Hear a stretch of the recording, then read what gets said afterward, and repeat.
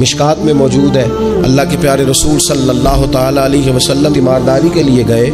تو صحابہ کرام فرماتے ہیں وہ بندہ نا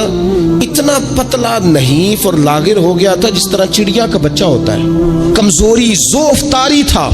تو محبوب کریم نے اسے دیکھا تو بڑے کریمانہ انداز میں کریم فرمانے لگے، تو کوئی دعا نہیں مانگتا، تو عافیت نہیں مانگتا اللہ سے؟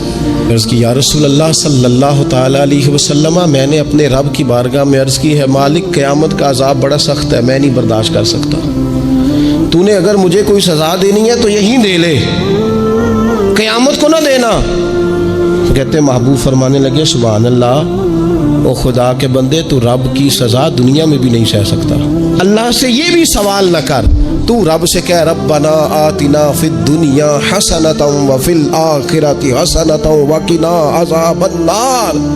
تو رب سے دنیا میں بھی حسنہ مانگ، بھلائی مانگ، تو آخرت کے لیے بھی بھلائی مانگ، تو اس سے عافیت کا سوال کر، تو نے یہ سوال کیوں کیا؟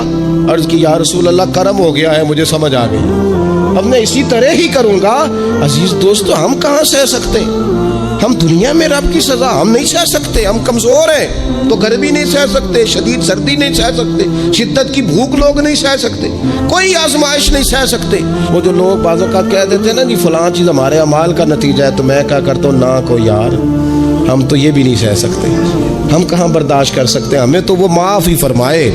ہم حساب والے ہے ہی نہیں، ہم تو صرف معافی والے ہیں۔ ہم سے نہ حساب پوچھے، اس نے حساب پوچھا تو پھر تو بڑی مشکل ہو جائے گی، اگر اس نے حساب پوچھا تو بڑی رسوائی ہو جائے گی، اگر حساب پوچھا تو مشکلات سامنے دکھائی دینے لگ جائیں گی۔ ہم سے تو وہ درگزر والا معاملہ کرے، ہم سے تو وہ کہے جا میں نے محبوب کے صدقے تجھے معاف کیا، جا تیرے لیے رحمت اور بخشش والا فیصلہ کیا۔